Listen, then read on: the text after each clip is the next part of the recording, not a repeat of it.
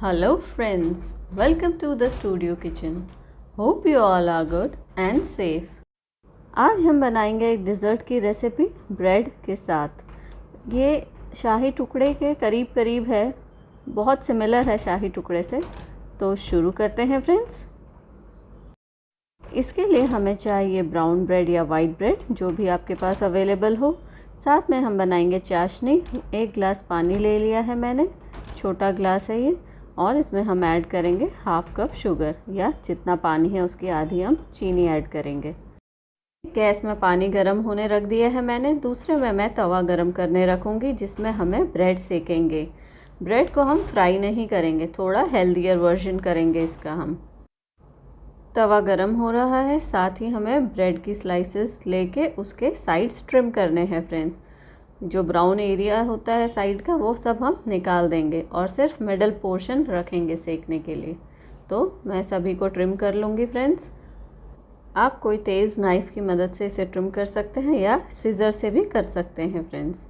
तो सभी को हम ट्रिम कर लेंगे और फिर इसे हमें सेकना है घी के साथ। इसे तब तक सेकेंगे जब तक ये एकदम कड़क कुरकुरा ना हो जाए, टोस्ट की तरह। मेरा तवा थोड़ा बड़ा साइज़ का है, ये एक डोसा तवा है, तो इसमें 4 स्लाइसेस इजीली आ जाएंगी। तो चारों को मैं लगा दूंगी घी और साथ में ही सेक लूँगी। पानी भी गर्म हो चुका है फ्रेंड्स, इसमें मैंने हाफ कप चीनी ऐड कर दी है। अब इसे हम एक नॉर्मल शुगर सिरप बनाएंगे। कोई हमें 1 तार आधा तार ऐसा कुछ नहीं चाहिए, सिर्फ हमें चीनी इसमें डिज़ोल्व करनी है और शुगर सिरप बनाना है। साथ ही हम इसमें 1 इलायची कूट के डाल देंगे, ताकि इलायची की अच्छी सुगंध आ जाए हमारे शुगर सिरप में। ब्रेड एक साइड से हमारी थोड़ी सिक गई है, अब इसे हम पलट लेंगे और दूसरी साइड भी हमने घी लगा रखा है, इसे दूसरी साइड सेकेंगे। इसे हमें थोड़ा ज़्यादा ही सेकना है, तो इसमें थोड़ा टाइम लगेगा फ्रेंड्स। घी को साइड से भी थोड़ा सा हम ड्रिज़ल कर लेंगे, ताकि ये सब साइड से अच्छी तरह से घी से कोट होके अच्छा टोस्ट हो जाए। शुगर सिरप भी हमारा रेडी है फ्रेंड्स। शुगर सिरप हमने बंद कर दिया है। अब हम एक कढ़ाई में दूध उबालेंगे। ये मैंने हाफ लीटर मिल्क लिया है। टोस्ट देखिए आप कितने अच्छे से ब्राउन हो गए हैं। थोड़ा और सेकेंगे इन्हें। पलट लेते हैं, पलटते पलटते इन पे भी नज़र बनाए रखें, ताकि ये जल न जाएं। दूध मैंने हाफ लीटर लिया है। इसे एक उबाल आने तक वेट करते हैं दूध का। फिर इसमें हम ऐड करेंगे शुगर और custard powder. Half cup extra milk लिया है मैंने, इसमें मैं 2 टेबलस्पून कस्टर्ड पाउडर ऐड करूँगी, जिससे एक अच्छा येलोइश कलर और वनीला फ्लेवर भी आता है। इससे टेस्ट अच्छा आएगा फ्रेंड्स।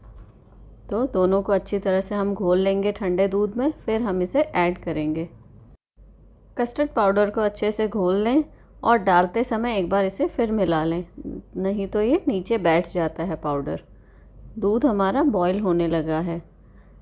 साथ ही मैं ब्रेड को भी पलट रही हूँ, तो नज़र अपनी दोनों जगह बनाए रखें फ्रेंड्स। ब्रेड मेरे कुरकुरे हो चुके हैं फ्रेंड्स, अच्छी तरह से टोस्ट हो गए हैं, कड़क बन गए हैं। अब मैं इन्हें निकाल लूँगी और नेक्स्ट 4 पीस और सेक लूँगी। इस तरह मैंने 4 का 3 बार सेका है।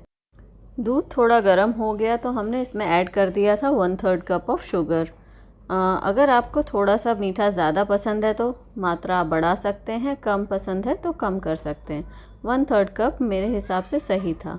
अब इसमें हम जिस दूध में हमने कस्टर्ड पाउडर घोला है उसे डाल देंगे। डालने से पहले एक बार मिक्स कर लीजिएगा फ्रेंड्स। और अब इसे हमें थोड़ी देर पकाना है, एक बॉईल आने तक, या जब तक ये घोल थोड़ा हमारा गाढ़ा ना हो जाए। तो इसे हम बॉईल करेंगे हिलाते हुए। इसे हमें कांस्टेंट हिलाते रहना पड़ेगा, ताकि ये नीचे चिपके नहीं कढ़ाई में। तो इसे थोड़ा 5 मिनट जितना लगेगा फ्रेंड्स गाढ़ा होने में, ज़्यादा टाइम नहीं लगता है। अब देखिए कितना सुंदर कलर भी आ गया इसमें, और ये गाढ़ा भी हो चुका है। आप इसका टेस्ट ऐसे कर सकते हैं कि ये करछी में कोट हो रहा है अच्छी तरह से। हमारा कस्टर्ड भी अब रेडी है फ्रेंड्स। साथ ही हमें थोड़े से ड्राई फ्रूट्स चॉप करके रखने हैं। थोड़े से बादाम, काजू, पिस्ता, टूटी फ्रूटी भी इसकी गार्निशिंग में हमारे काम आएगा। और अगर आपके पास गुलाब है तो गुलाब की पत्तियां भी आप यूज़ कर सकते हैं गार्निशिंग के लिए फ्रेंड्स। कस्टर्ड हमारा रेडी हो गया है फ्रेंड्स। इसे कांस्टेंट चलाते हुए हमने पका लिया है। ये गाढ़ा भी हो चुका है। अब इसे हमें ठंडा करना है। कस्टर्ड को हमें ठंडा करना है ताकि वो रूम टेम्परेचर तक आ जाए। फिर हम उसे ब्रेड में अप्लाई करेंगे इजीली। कस्टर्ड की कढ़ाई मैंने फ़ैन के नीचे रख दी है। अब हम इसको लेयरिंग के लिए रेडी करते हैं। तो 4 पीस मैंने ये ब्रेड स्लाइस नीचे सेट कर दी है। अब इसमें हम डालेंगे शुगर सिरप जो हमने बनाया था, उससे इसे सोक करना है ताकि ये सॉफ्ट और मीठे हो जाएं। शुगर सिरप हमारा रूम टेम्परेचर पे है फ्रेंड्स अभी। अब इसे हम सभी ब्रेड पे अच्छे से इवनली डाल के ब्रेड को इससे सोक करेंगे। कस्टर्ड भी हमारा ठंडा हो चुका है फ्रेंड्स, रूम टेम्परेचर पे आ चुका है वो, क्योंकि हमने उसे फ़ैन के नीचे ठंडा किया था। तो एक लेयर हम कस्टर्ड सॉस की डाल देंगे, ऊपर से इवनली इसे स्प्रेड कर देंगे। आप इसे जितना लेयर का बनाना चाहें, जैसे मैंने यहाँ 3 लेयर बनाई है, आप 2 में भी इसे बना सकते हैं। अब इसके ऊपर मैंने फिर से ब्रेड स्लाइस रख दी हैं। आप चाहें तो इस लेयर में ड्राई फ्रूट्स ऐड कर सकते हैं। फिर से इसे हम सोक करेंगे। सेम प्रोसेस रिपीट करना है। पहले शुगर सिरप से हम इसे सोक करेंगे और फिर कस्टर्ड सॉस से इसे लेयर करेंगे।